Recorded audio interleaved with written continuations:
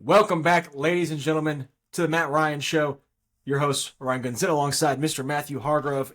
It is that time of the year, the most beautiful time of the year, where you can print a piece of paper and everybody knows what's going on. Mr. Hargrove, how are you doing on this lovely, and I mean lovely, March afternoon? Sun's out, March Madness around the corner. It's a beautiful time. Things couldn't be better. Um, it's honestly, I'm getting like teary eyed. It's no, it's awesome. I Yeah. got the day off Thursday, so from 11 to 9, we're just sitting and watching basketball on Thursday. So and then Friday we got what's going on. Are you coming to the Are you coming to this place to watch March Madness? I mean, I can. I would just have. It would have to be a quick turnaround. Quick turnaround. Which Because you're not coming Saturday. I can do that. Here's the deal. I'm going to be, I'm going to be in Rupp Arena, inside of Rupp Arena, from probably 12 or 11:30 till, I would say 3 o'clock, 4 o'clock. On Thursday. Yeah, because we get the first two sessions. We did the first session, so the first two games we get to see. First, we'll get into that. If you're coming or not, that's up to you all. But yeah, 12 to 12 here. By the time everything ends and begins, and we get that for 4 straight days, and that is you can't ask for a better amazing 4-day stretch. I took off of work 2 days just to do this. That's amazing. The kind of commitment. You probably saw it, but I believe his name is John Fanta, who is college basketball play-by-play broadcaster, and just does a lot of things. Mainly works for the Big East, I believe. Loves the Red Panda. Is that what they call her? The plates or the girl bowls. Who tosses the plates on her head. Yeah. It's one of the best halftime shows in history of any halftime show. Yeah. But he went on a rant and was basically like, if you are scheduled to work Thursday, Friday, if you're working that day, then you are a loser. That's pretty much what he said. And he's not wrong. In some cases, no. Now, I will say some people need to pay bills. I love basketball, but like 4 days off, so I don't think he's wrong. I was kind of offended. I'm working Friday afternoon. I was like, listen, John Fanta, like, I don't want to be a loser. But I think this is a hot topic, especially right now. But I think it's more of a loser to be living on the street in a box than it is because if you can't pay the bills, then you can't watch any of the games. That's not true. Those people have phones, and you know it, and they'll be on their phone watching the games, and that is beautiful. And they have all day. I have my phone, and the March Madness app, you can watch games for free on there. And that's all you need. You know what? I'll just go homeless. Screw this apartment. I mean, for 4 days, why not? It is a beautiful time. We're gonna jump straight into it because if we spend too much time on the front end, then it's gonna be a 3-hour episode because we got a lot to talk about. One, a printed off copy of the bracket, I feel like is a must. I don't care if you work in corporate or if you work at the Dusty Boot. You need a printed copy of March Madness. The Dusty Boot is you don't want to go to the. If anybody's listening, you go to Bowling Green, Kentucky. Don't go to the Dusty Boot. I don't know why that's the first thing that popped in my head. I filled out mine. It's a scary place. I made like 6 copies. I came home, filled one out. Wasn't even the original. My original plan was to fill out my original bracket on a piece of paper so I could show it or have it right here for this episode. I came home, made an entirely new bracket just because I don't know, I thought of new things. Why not? And now I'm kind of torn between the two, but we're going to go with what the original bracket that I had. I made it yesterday. We're recording this on Tuesday, about probably 3 hours before tip-off of the 16 seed game and the 11 seed game. I believe is it UNC and San Diego State tonight? UNC, San Diego State, and then there's a play-in for the 16 seed. It's Alabama State and St. Francis, who Mo Williams used to be the head coach of. Very And nice. you also have, I believe it's St. Francis from Yeah. Pennsylvania, the Red Flash, who The team that is under 500 on the year. under Yeah. 500. That's the And team we you were know talking what? about last week.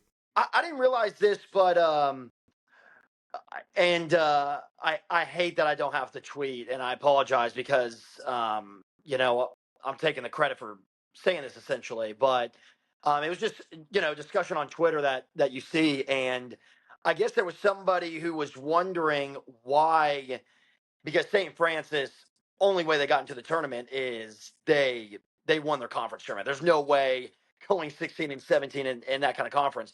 So I guess this tweet was wondering why a team that won their conference tournament has to play in a play-in game.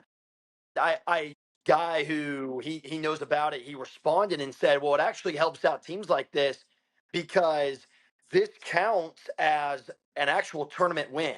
So you're making more money for your school. So Correct. actually that should be a credit to the NCAA because let's be real. Alabama State, I know it's happened with Virginia and Purdue, but they're going to play Auburn, and there's a 98% chance that they are not going to win that game. There's a different So, level of these one seeds this year. Like yeah. these one seeds are not No, these one seeds are legit. they're legit. They're not like your Purdue and your Virginia, the past teams that have gotten beat. And Like listen, I mean, those teams came back and Virginia won a national title, and Purdue got to the national championship. So they're still good. They were still good teams. However, the one seeds this time don't have weak spots, as we should say. yeah. But Like if those other you're teams. looking to find some kind of motivation other than just it's tournament basketball, like these games do mean a lot for Alabama State. And I mean, they're I don't want to say program changing, but obviously it counts as a tournament win. It's something that they can always have on their resume for the program. So it actually kind of, in a way, when you think about it, I don't know. I don't want to take like credit away from them, but this is kind of their championship tonight. Like this is their national championship.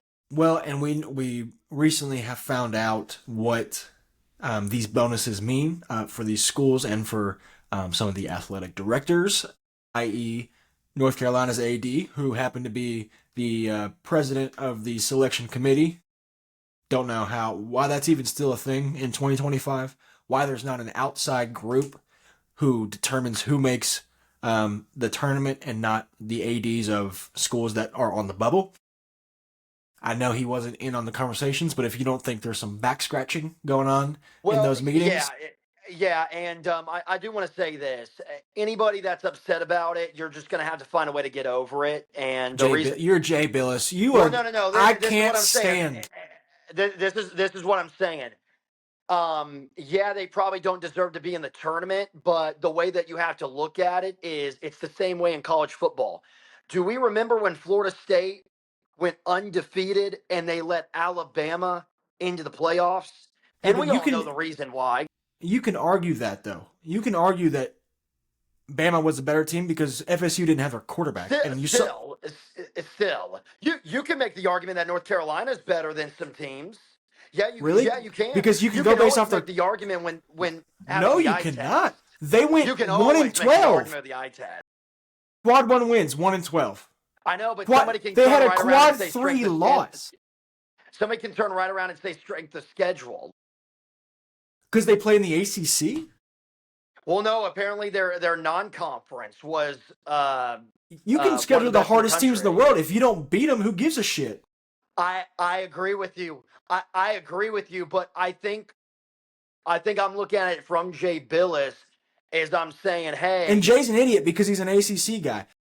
I'm not saying that these teams deserve to be in. If you don't want to be in, win more games, be on the bubble. I agree with that part with what he said. What I don't agree with is the fact that we're just going to null over the fact that North Carolina's AD got them in, and he's going to get a 10% bonus on $800,000, which I don't know if you can do quick math. I guess what I'm not upset about. I'm upset about North Carolina getting in, but I'm more upset why there's been such an uproar about it because it's like I'd be pissed if I was. You just missed out if you're West Virginia, Indiana, either of those teams. West Virginia especially. West Virginia did not have a quad 3 loss. They quad 4 or quad 3 and quad 4. They went 9-0. They had 6 quad 1 wins, and North Carolina had 1. And I don't care what your strength of schedule is. If we're going based off of strength of schedule and wins, that right there sums it up as to why. No, I don't you're care. exactly right. Like I agree with every single word that you say. It's just a shame that it is what it is, and probably the committee, if this has anything to do with it, they're trying to figure out how we can get more engagement, which it doesn't make any sense because it's March Madness. It would I be the think same thing for the NBA. Like they would try if the Lakers were on the bubble, they would try to make sure that the Lakers were if get it was that something from a like that. marketing standpoint. But if we're You're just right. talking about, You're exactly right, Ryan. You're I'm not exactly even right. upset at the fact that North Carolina got in. I don't care if they got in. I'm just saying, if they're going to get in, you cannot have the athletic director of that school be the chairman of the committee. 100%. Have the committee be an outside group that has the same level of, rules and restrictions. And if they want to go based off of quad wins, they can go based off the quad wins, but don't have it tied to any school at all. That eliminates any possibility of this even being a discussion. If the chairman wasn't on, or if the AD was not on the committee, nobody set bats an eye. They just go, damn, North Carolina got in. I mean, it doesn't matter because it's, a play-in game, but, I can't believe they got in. But because it's him, every eye is gonna point to, well, Yeah. how else did they get in? I wonder if you're gonna hate what I'm about to say. I can't wait. I wonder if the close loss to Duke actually helped them, because in a terrible thinking way, maybe the committee, I'm just trying to think of it from their point of view. I'm not saying this is the right way to go, but maybe they were like, well, they did almost beat Duke, but you got to think Duke was without maybe the Their best best player player. in the country. Yeah. So, but Duke, that's the thing, is Duke, even without Cooper Flag, I know the ACC was down this year, but they're still a pretty good team. Well, I just hate the reasoning. The reasoning was, oh, well, West Virginia's without their best player. And it's like, they've been without their best player since November. Like, they've played Yeah. most of the season without their best player. So I don't get, like, we can go off of injuries like we did with Jordan Travis, but Jordan Travis got injured the game before the committee was supposed to make a decision. Yeah. So it's not the same. Yeah. Well, that just makes tonight's game even more intriguing. It does. There is so much pressure on North Carolina because it's literally them against the world. I think everybody is rooting for San Diego State tonight. So Which is for why North Carolina, this is your chance to actually prove you can obviously. I don't know about shut the haters up, because it's not like San Diego State is an amazing team this year. I would say, to make it relevant, is if North Carolina obviously wins this game and then they pick up a tournament win as an 11 seed, that would be a way to be like, hey, this is why you put North Carolina in. So, but you still have let's sneak peek still have some room because to go. let's go ahead and get started because Yeah, let's go. Sorry. that is one of the games that I have. Is I've got whoever comes out of that San Diego State North Carolina game, I have them beating Ole Miss. And you can count that as an upset, and I'll take you even one further. I have whoever wins that game also beating Iowa State. So if North Carolina comes out and wins tonight, a gut feeling, or you just that is a gut feeling on the first game. well, first of all, you think San Diego State's going to win? I think North Carolina's going to win. I think that's the point. Okay. I think the point will be, at some point during this tournament, there will be somebody that says that's the reason they got in, or they're going to prove to you what that's the reason they got in. And So, if they beat, so it's a gut feeling, because Yeah. I would For hate the to first ask you game. the question. You're sitting there saying that North Carolina shouldn't be in, but you're going to That move is into the correct. Sweet 16. That is So, correct. I completely contradicted myself. I understand that, and I knew that going in, which is why I let off with it, because I didn't want to circle back around to that. However, I think they are good. They can beat certain teams. They just haven't shown it all year. They don't deserve to be in. They have the talent to get past the first round or maybe to the Sweet 16. The Iowa State game is just because of the noise. If they get hot, like if they win this game, if they beat if they beat Ole Miss, Iowa State's down their best player in the tournament, all tournament. So there's a few factors as to why they get to the Sweet 16, but I just thought I would throw that out there as far as a little juice to get you going off the top. Yeah, that's a good one. So I do want to tell you, I'm heavy. I've been grinding on the brackets. Yeah, you can make 25.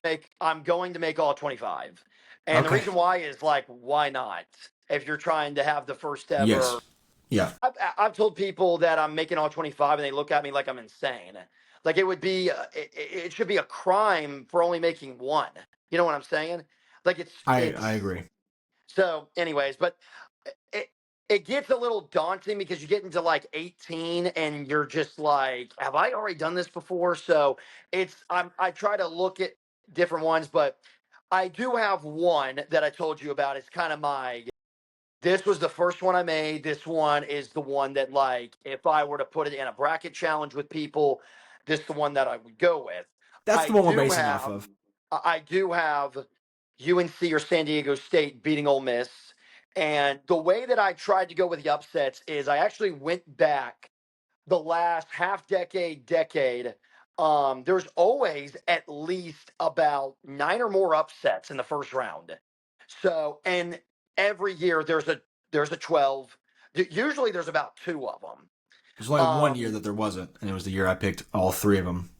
That is wild. That is insane. And then 11 as well. 11 is a very popular one. So looking at the 11s with North Carolina, it was kind of a gut feeling was I can see North Carolina getting all this hate, and then they end up winning a tournament game. But also San Diego State, they're a tournament team. This is, I believe, the 5th straight year that they've made the tournament. And also a gut feeling about the 14 SEC teams. I feel like that's going to, come back to bite them, where like half the SEC teams get out in the first round. Something crazy like that. I remember. That's math, though. Yeah, I want to say it was 2021 where the Big Ten had like 10 teams, and people raved about the Big Ten all year. There was like one of them ended up making the Elite Eight or something like that. So, but I am in favor of the upset with Ole Miss. I will say, because the reason I didn't trust the Big Ten back then when they had all these teams, one was because I never trust the Big Ten. That's just a personal reason, as far as they haven't won a championship since 1999, and that was Michigan State.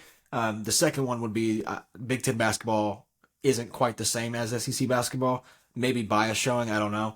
But the SEC by far was the best conference ever. Like, this group was the best conference in all of college basketball history. So I don't disagree with getting 14 in. However, the first weekend there will be 6 or 7 gone, and then everybody's going to go, oh, look at that, overrated, whatever. It's like, well, you're still going to have 7 in. Yeah. I don't know how many. I mean, there could be 10 gone by the Sweet 16, and you still have 4 left. That argument always rubs me the wrong way, because it's like, yeah, you've lost so many, but I still have, you still got 4 or 5 in. Now, the last SEC team to win a championship, I don't even know who that was. It's been a while. Wow.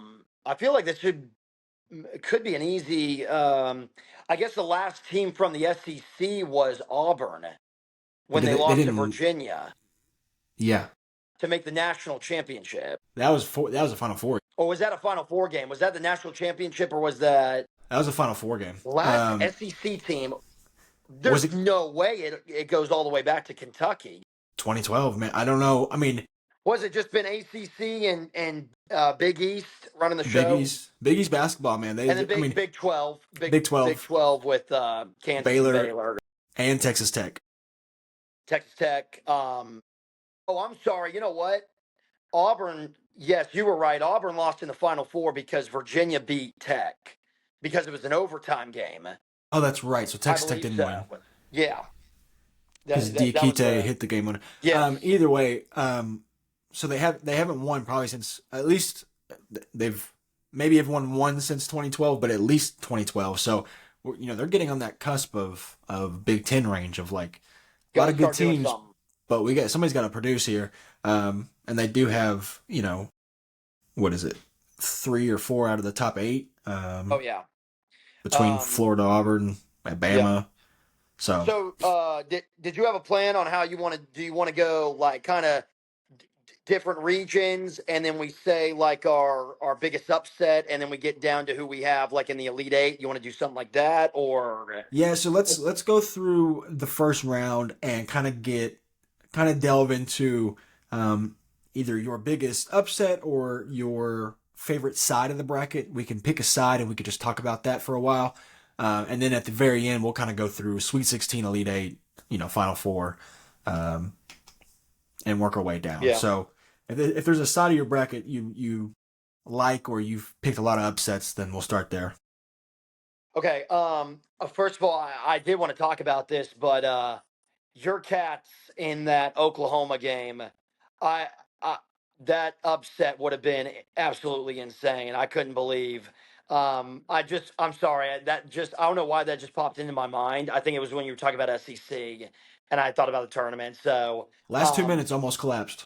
I couldn't believe it, but I couldn't believe they let I'm going blank on his name. Go baseline to end the game.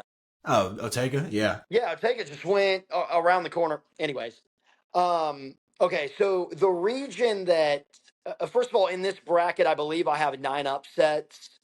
And I think my favorite region, as far as competitiveness, and then I also have some nice upsets, is the West. You got Florida, who is obviously a juggernaut. And then I love St. John's. I love Patino. I love that story. You also, I think, Kansas is underrated as a 7 seed. Now, they haven't played like it this year, but they have Bill Self. They have championship DNA. You can never count out Kansas.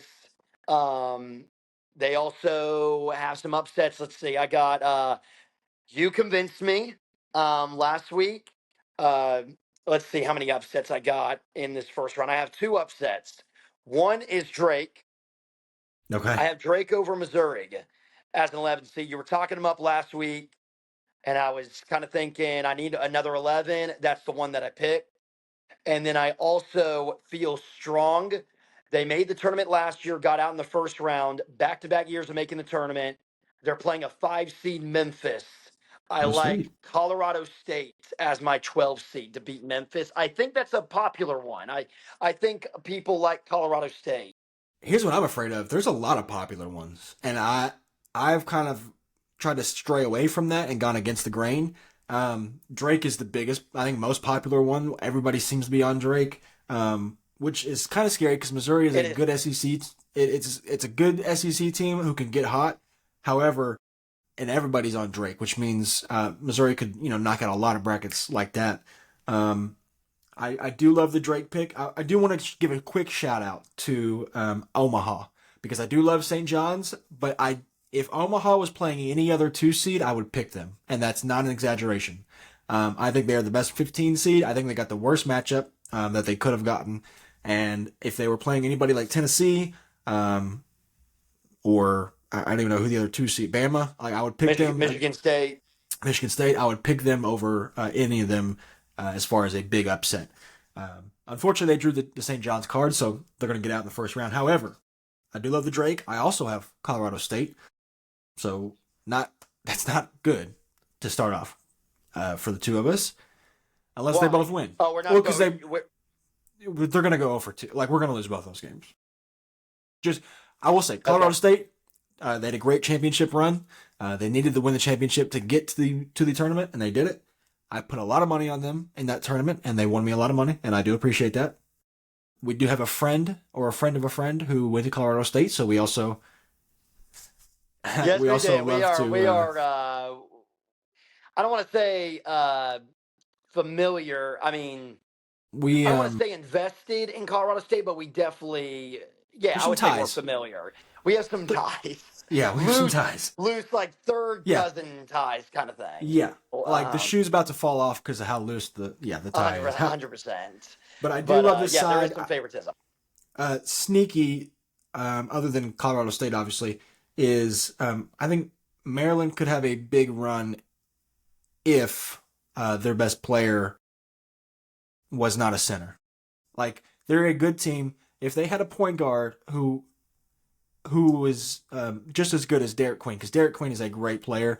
He's a big guy who pretty much can stretch it out and become a playmaker himself. If they had another guy as a guard consistently who could do it, I would take Maryland very far. I do have Colorado State getting past Memphis, and I also have them getting past Maryland. I have them getting past Memphis because I honest to God, think the committee mixed up Memphis and Louisville. I swear to God, that's what happened. I have seen that. That is Louisville being. It's not true, but it's not. But the AP poll, Louisville is number 10. They came out with the final AP poll rankings. Louisville's number 10, and they're an 8 seed. So I don't know if you can do the math on that, but 4 number 1s, 4 number 2s. They should be at least a 3 seed. And they snuck down there to 8. Not sure exactly what happened there.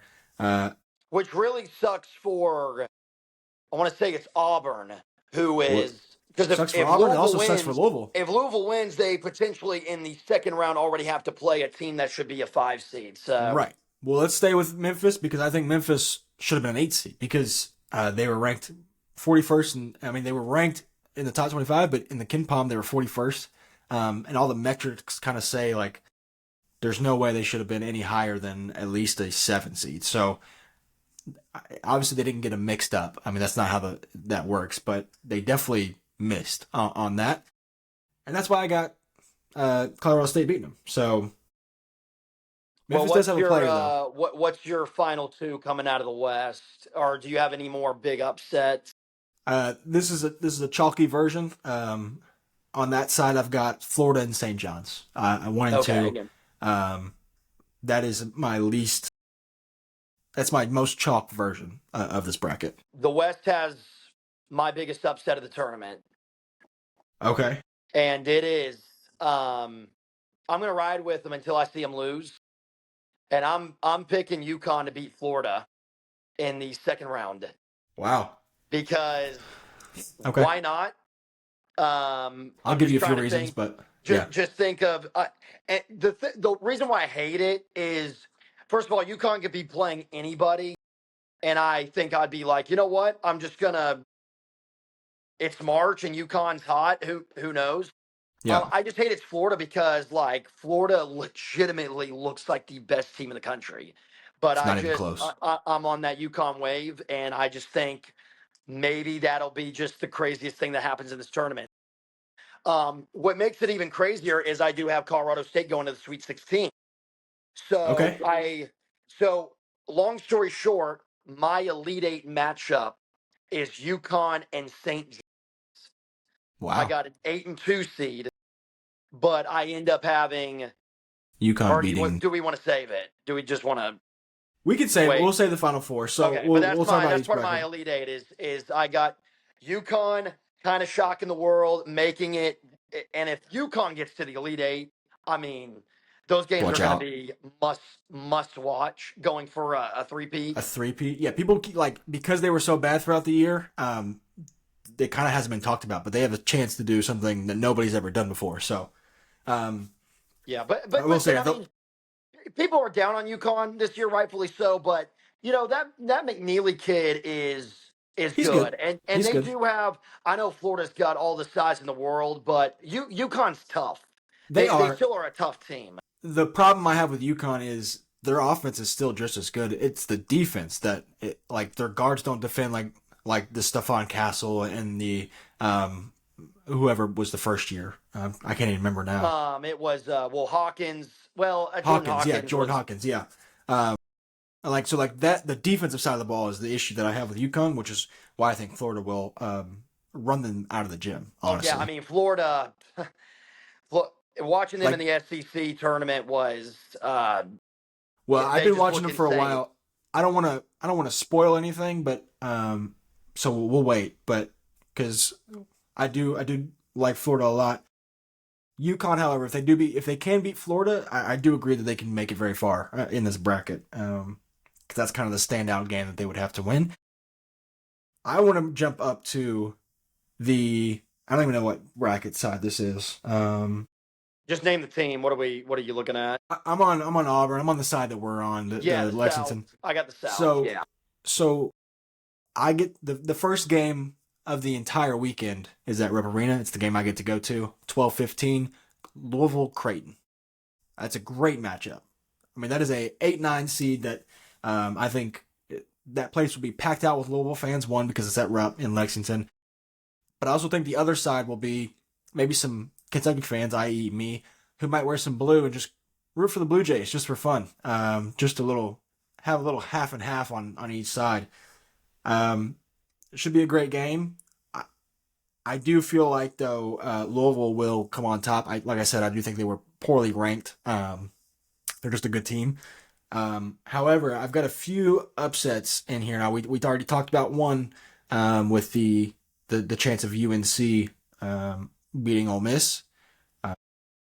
And I will say, it doesn't matter what happens in the game tonight. If San Diego State beats UNC, the bracket stays the same. I'm just going to say San Diego State's going to beat Ole Miss and Iowa State, even though I feel less likely about that.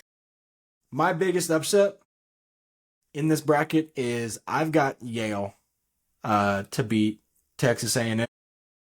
And the reason I have that is because I think Yale is a very physical team, and they can score. They share the ball very, very well. Texas A&M is very streaky. If they're not hot, then they're not a very good team. Not going to be streaky in this tournament. Not unless you're on a hot. Not unless you're on a hot streak. I think Yale is consistent. I think they're very good. And I actually have Yale making it to my Elite Eight. Oh. That's That's insane. So you have them beating... I have them beating in order. Texas A&M. I have them beating Michigan because I have Michigan beating UC San Diego. I think Michigan's a really good team. UC San Diego, a good 5-12 matchup. I think Michigan comes out top. I've got Yale beating Michigan. And then I've got Yale beating Auburn. I've got Yale beating... You know what? Good for you because, first of all the brackets that I've been seeing from the... Don't even get me started. People at ESPN, those are the main... They have like 5 upsets in the first round. And I'm like, listen... Not to mention the fact their final 8 is 1-2, 1-2, 1-2. Yeah. What are we... When has it ever been like that? Not one. It drove me insane when I went to look at Jay Billis's bracket on the app, and he only had like 5 upsets. I'm like, Jay, logic never works in this tournament. Like, yes, this team should beat this team, but that never...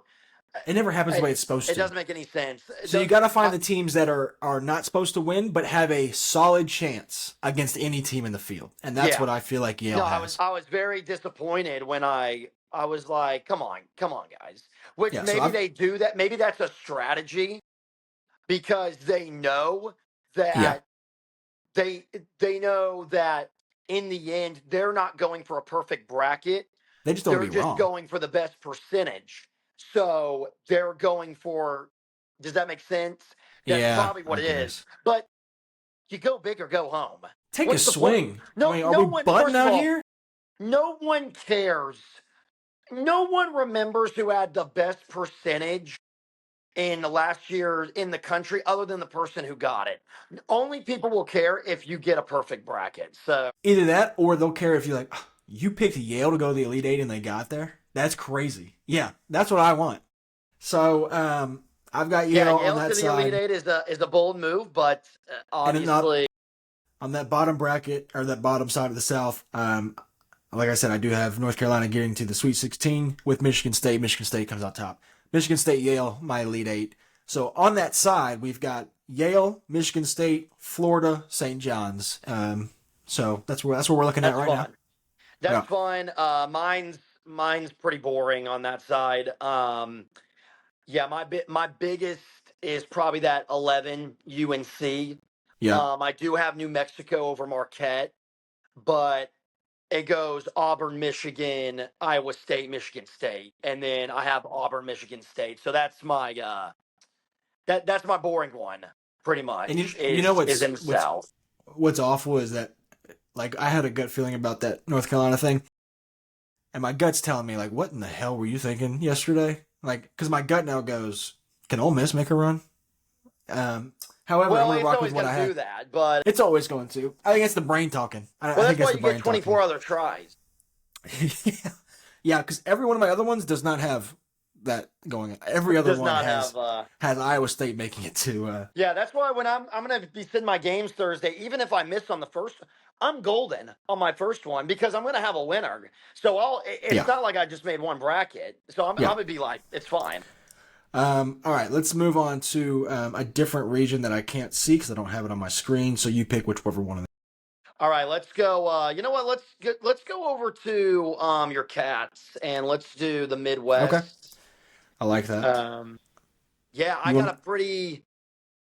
a pretty interesting one of the Midwest. You want me to go ahead?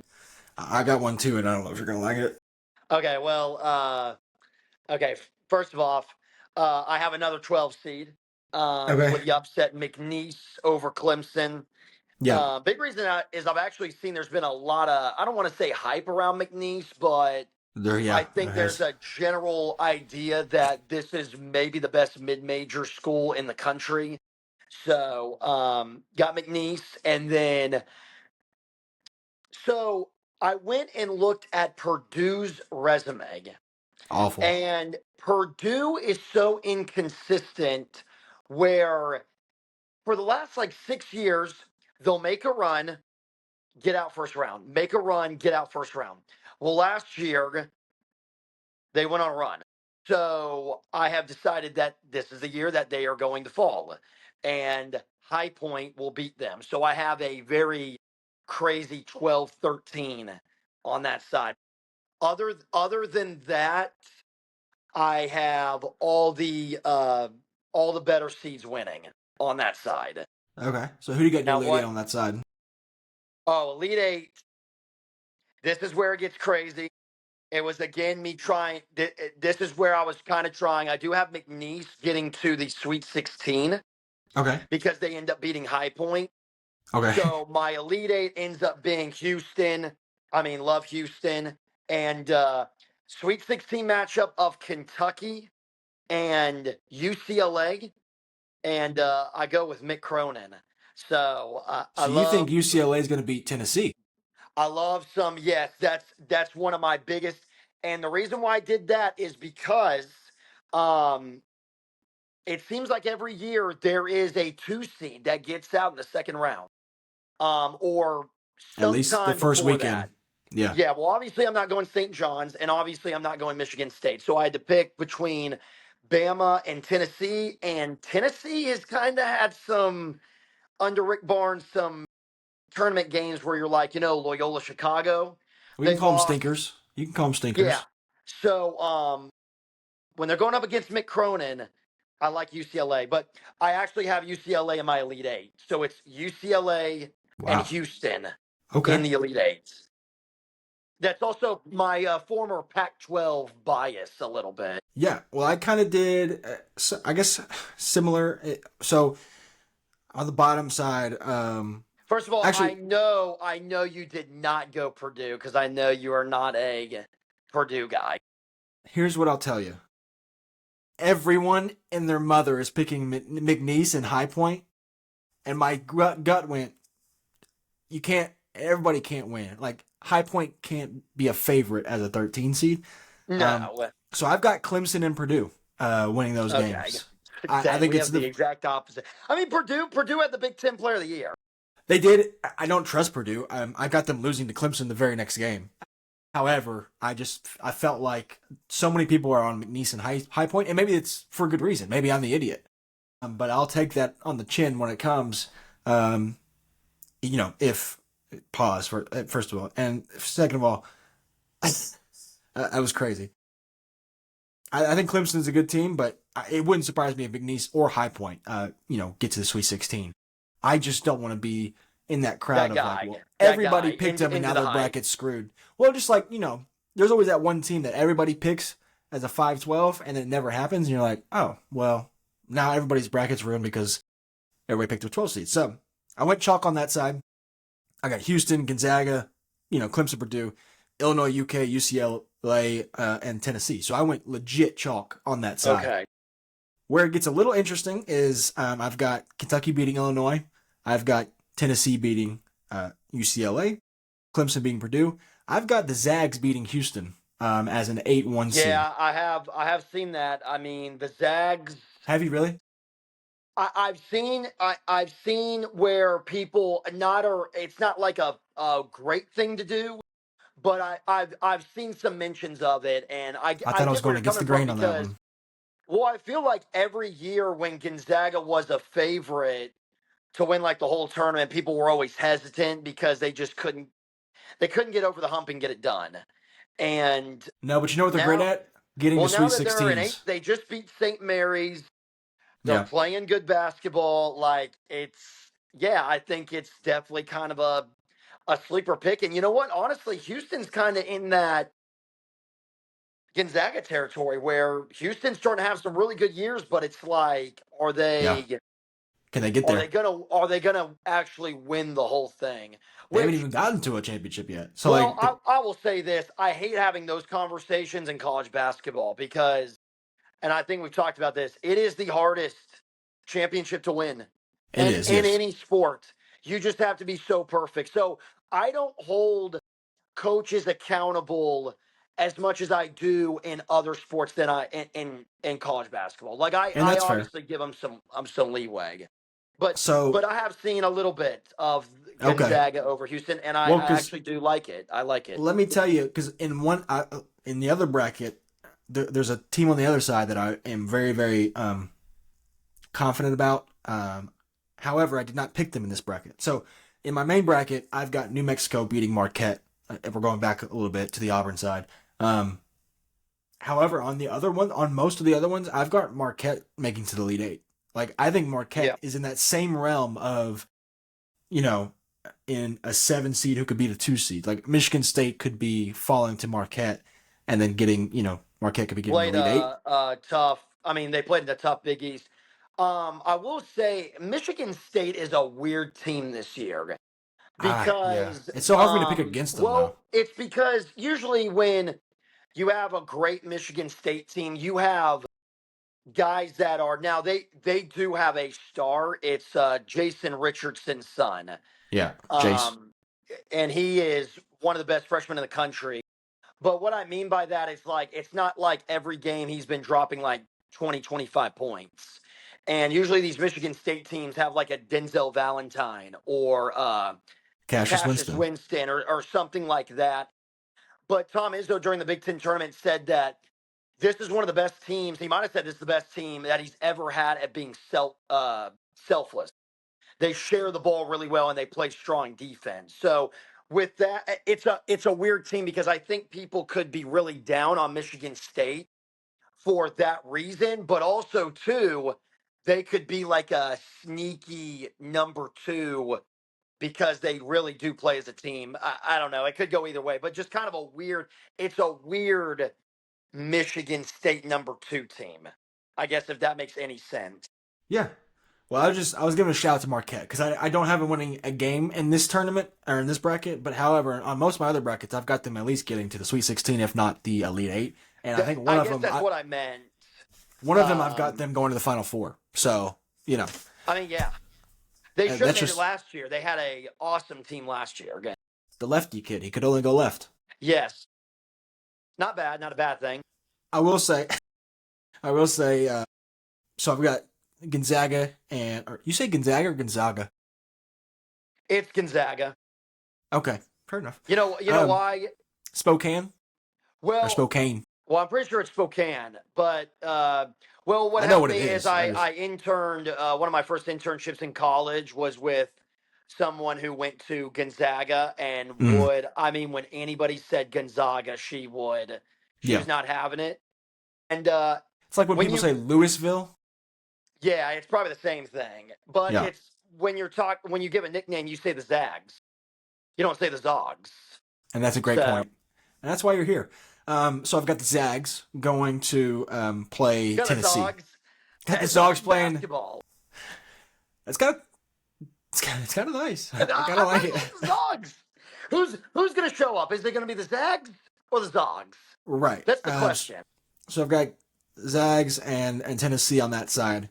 Final side of the bracket. Oh, We'll Elite move Eight on. with the Zags and that's In Tennessee. intriguing. Um, let's go so to pretty much your Zags are my UConn. Is pretty much what we're going with. pretty much, yeah. Okay. And this other side of the bracket might have a few a few things too. Okay. I kind of went crazy. I'm not gonna lie. On the East.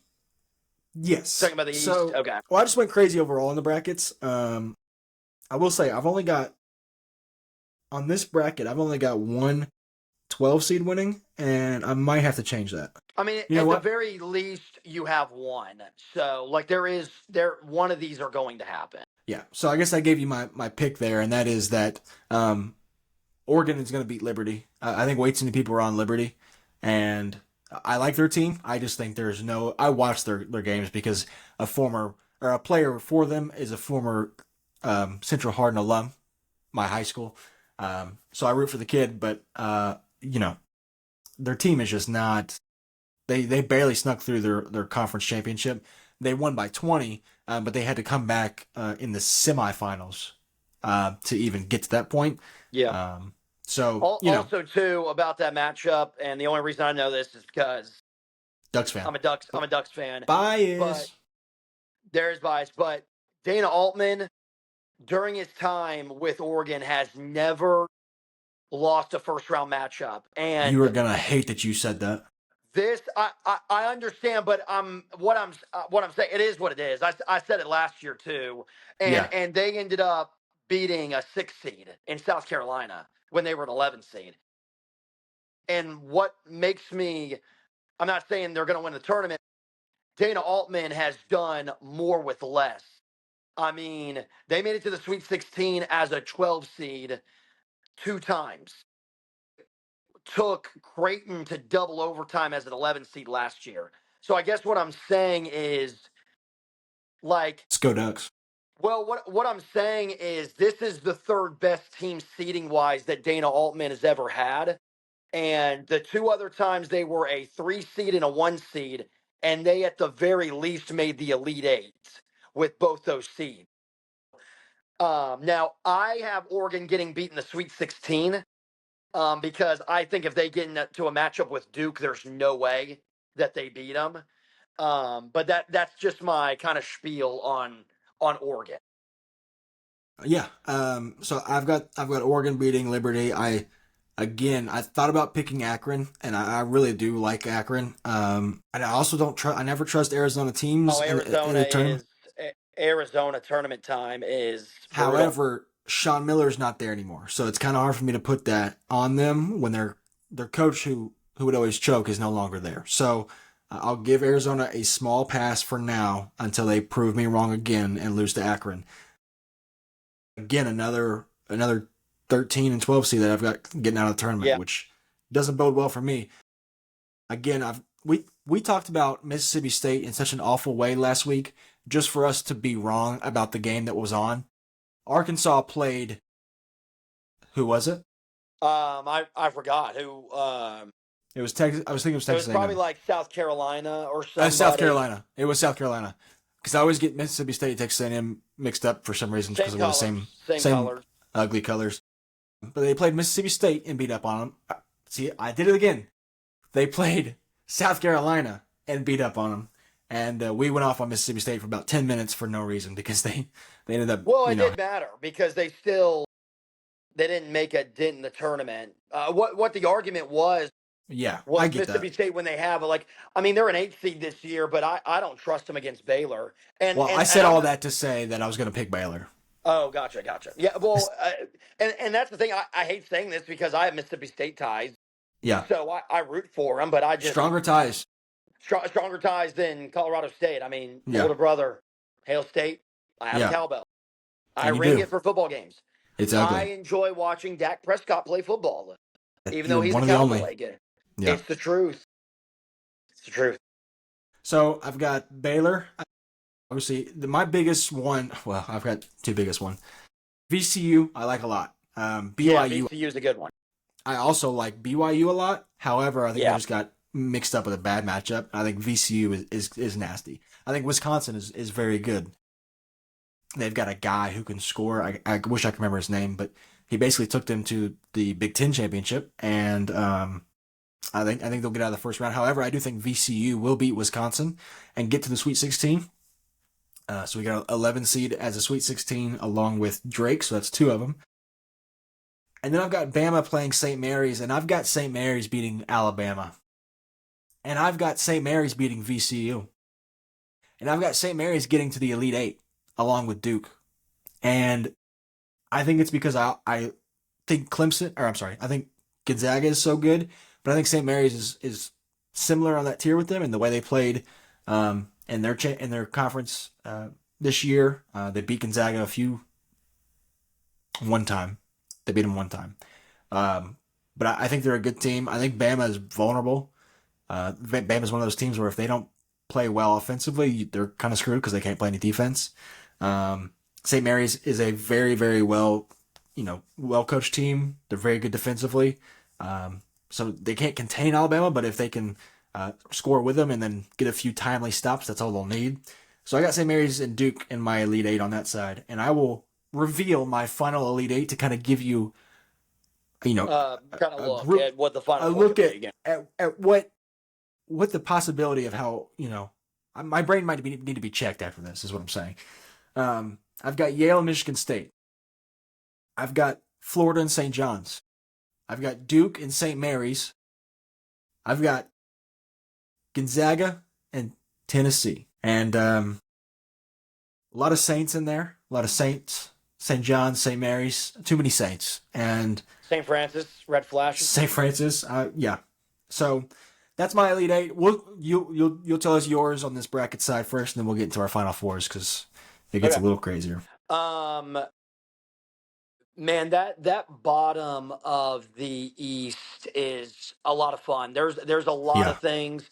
Like I even think Vanderbilt, because Vanderbilt had some really nice wins in the East. They had some really nice wins, so they get a win against St. Mary's. I could definitely see them beating an Alabama and maybe making a run to Sweet 16. But I think you're right. I think I can see St. Mary's.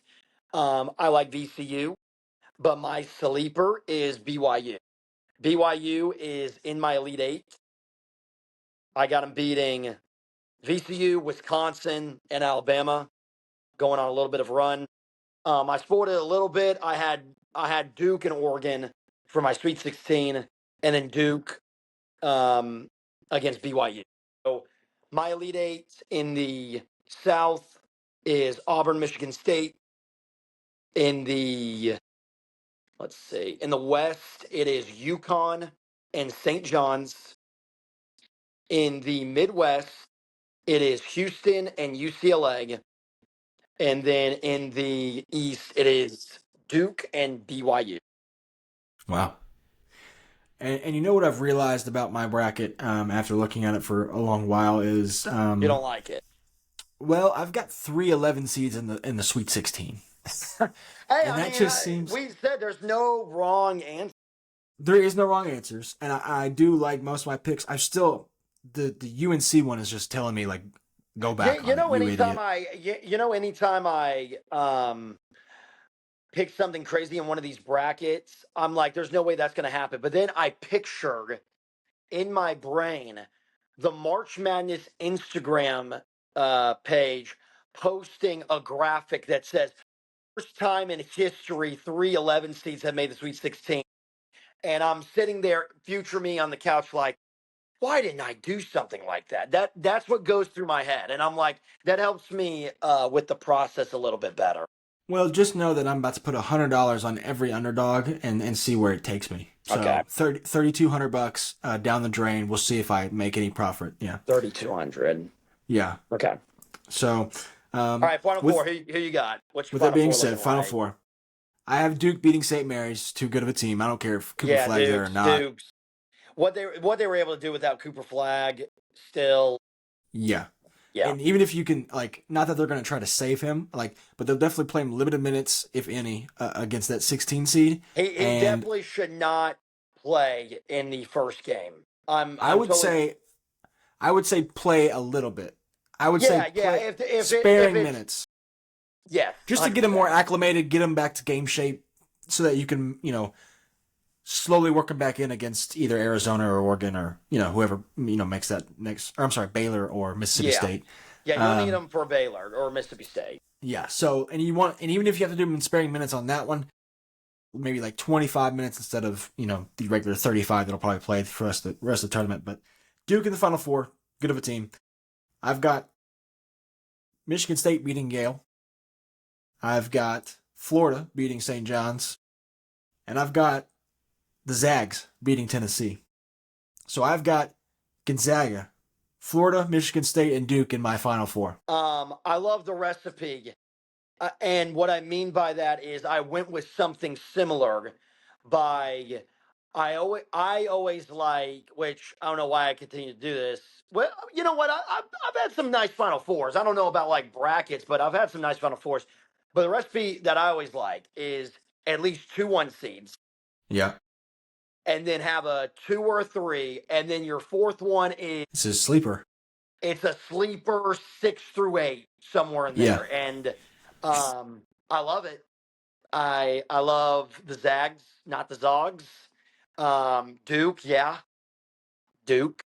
Cooper Flagg, future Spurs, him and Wemby. Yeah. 2033 champs. I love, you said you got, who's your other 1 seed? You Florida. Got Florida. I mean, yeah. And then Michigan State for your other 4. Tom Izzo. It's Izzo. Izzo with a great defensive team. And apparently his most selfless team. That's the greenest of. That's a Michigan State green flag right there. Yeah, I like my Final Four. So I want to hear your championship, and then we'll. Here's what ends up happening: is teams will get to the Final Four. The best team always prevails. Rarely ever do you get a final matchup of that Cinderella story making it to the championship. They usually get cut off at the Final Four, and that's what I have here. I've got Florida and Duke, the 2 best teams in the country, going at it. And that would be a great matchup. Championship. And what's going to happen is I have a little bit of money on Florida winning the championship. I did it 4 weeks ago before the SEC tournament started, before the regular season ended.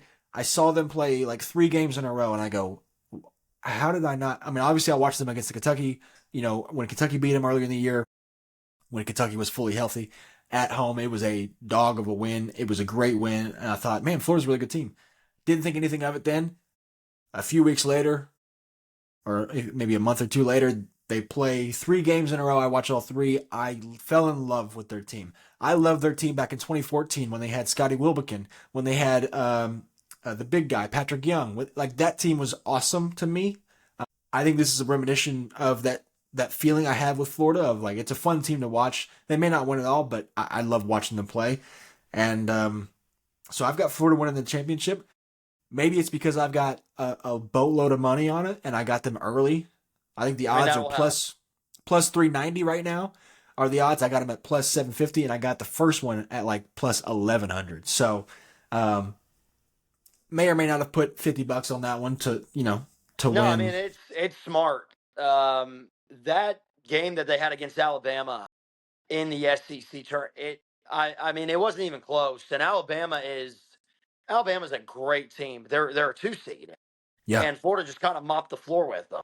Well, and here's what the entirety of the bracket. Let me give you my thoughts on the basic thoughts. People are picking way too many upsets. Not every 13 and 12 seed can win. There's a reason there's a 12 and 13 seed. Well, I don't know if it's too many. Everybody loves McNeese. Everybody loves High Point. Everybody loves Drake. Everybody loves Colorado State. I mean, I go back to what I said. The last decade, it seems like there's been at least one, but not. There are people picking, High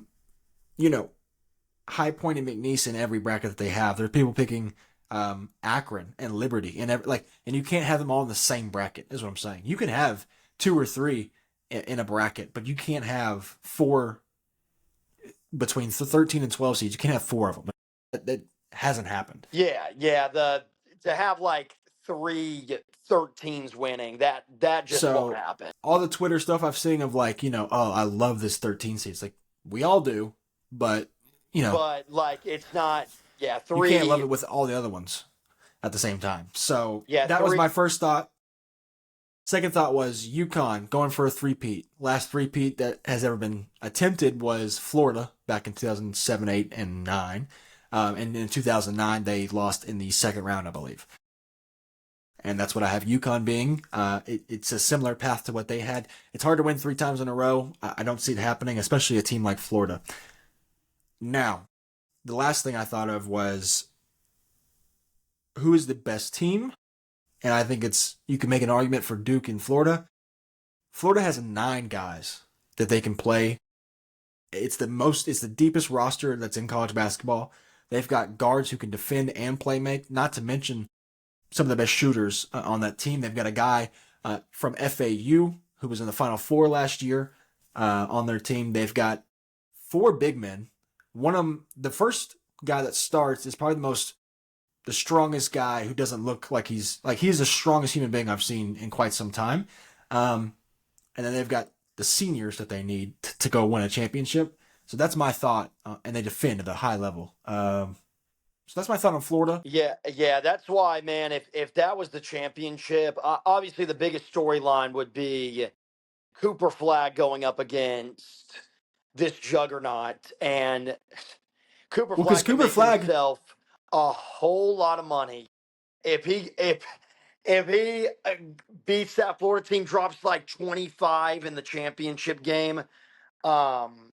He would be insane. He would be up there with like Christian Laettner as Duke Legends, only being there 1 year. The reason I say that is because he would be Naismith Player of the Year, most likely. And he would have a national championship, and he would be the best player in college basketball and the number 1 pick. You mix all 3 of those, like that is in Duke history one of the best players ever. So I think he would go down as like if you made a roster for the 21st century of college players, you would already probably put him on the roster if he did. And the best part about his game is he doesn't have to have the ball to be effective, offensively or defensively. Obviously, one of the best defensive players in the nation. So we could talk all day about Cooper Flag, but that would be my championship. So run me down your Final Four and let me know who you got. I have the same recipe. So what I came up with is I got 2 1s. I wanted 2 1s, a 2 seed, and then like 7 or 8 or something like that. So the 2 1 seeds that I decided on has to be Duke. So Duke BYU, I'm kind of on the same thing. BYU, nice run potentially, but Duke is just too good. So, and then my other 1 seed is Auburn over Michigan State. Those are my 2. Auburn, I think, like they're due. I know they've been kind of struggling as of late, but I feel like Bruce Pearl, like I just have a feeling that like they're gonna start to get their act together at the best time, or they could just be really sloppy and just and fall, and it could look really bad. So, but I'm feeling good about Auburn. So those are my 2 1 seeds. So now it came down to what is that Gonzaga pick that I'm going to have? Do I want to go with UConn over St. John's, or do I want UCLA over Houston? Well, Houston's already a 1 seed. I trust Mick Cronin. I think it's too good to be true that this UConn team, after going on a run, makes it back to the Final Four. So UCLA is my sleeper pick with Mick Cronin to make the Final Four. St. John's is my Lama 2 seed. St. John's, Pitino, great storyline. So that means I have Auburn going up against St. John's, Duke going up against UCLA, and I'm kind of on the same page as you. It always ends up, I got Duke, St. John's championship game, and because I want to be different, St. John's, Rick Pitino, one of the greatest comeback stories in college basketball after, rightfully so, should have been suspended. There was semantics. Some things that went on about an hour, 30 minutes that way. But St. John's St. John's over Duke, and I think that would be also a great matchup. St. John's Yeah. probably has one of the best defenses in the country, and then seeing Cooper Flag against uh, just that defense would be awesome. You would have great storylines, Flag, and then I mean, just Rick Pitino getting into the Final Four. I think everybody would love that story. So, but you And know what a me, I'm always gonna be a sucker for kind of a sneaky 2 seed that's got some dogs. So, and I think that's St. John's. And the one thing that took me over the edge was Pitino. They filmed him and he did that speech about adversity. I got miracle vibes for Team USA hockey, and I was just like, you know what? This is when the bracket comes out. I'm all in. Plus, I have one of my friends from high school. He did some schooling there at St. John's. good for So him. many ties, kind of like Colorado State. Many Yeah. ties to St. John's. Well, So that's also, sorry, I know I keep saying also, home of Mike Breen, which the legend. The legend. And if St. John's, I love Ian Eagle, he's great. But if St. John's makes the championship, we need to get it switched over to ESPN so Mike Breen can call the game. Few things. One, we didn't talk about the Kansas Arkansas matchup that could possibly lead to John Yeah. Calipari versus Rick Pitino, which is fun. It goes along with the Rick Pitino stuff with St. John's winning. Congratulations to St. John's, by the way. Yeah, St. John's, early Clap it up. jams. Congrats, St. Um, John's, and also to your Florida Gators. Yeah. Congratulations. First time we ever had two champs on the. 2 champs crowned already, and we haven't even actually played a play-in game. The NIT hasn't even started. Yeah.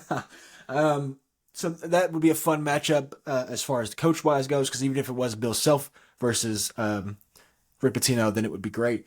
That just chalks it up to Omaha's going to win the first round of the tournament. Omaha. Last time like I said, I have picked Ohio State.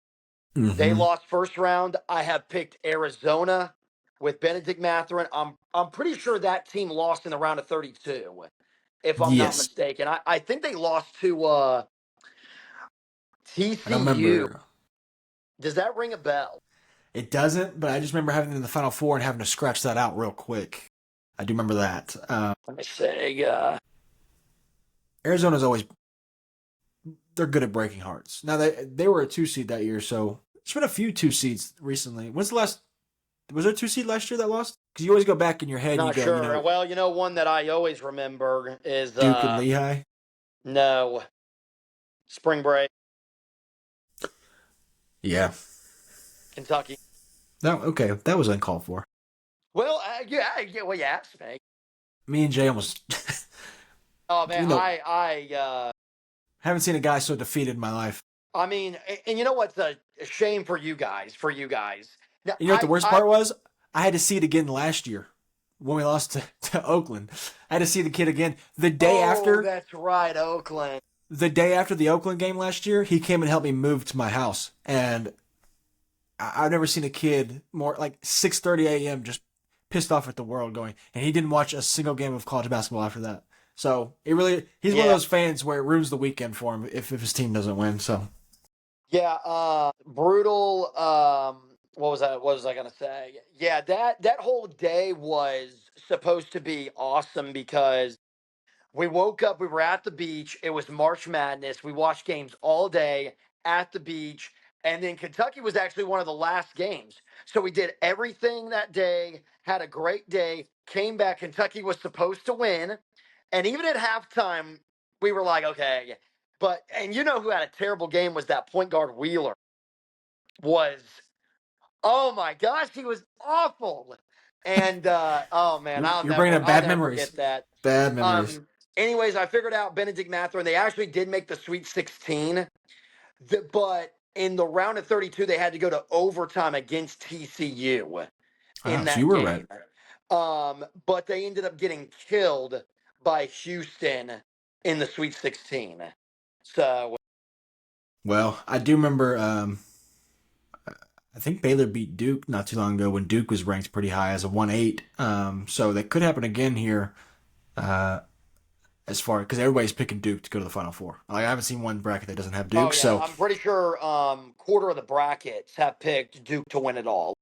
yeah, and I assume if they don't have them win it all, they at least have them in the Final Four. So watch out for a sneaky team in that region to take out Duke early because it never goes the way everybody thinks. So I'm trying to think. Is there anything else on this bracket that jumps out to you that you want to get off your chest? I think we went over it pretty well. I We think the dived real deep.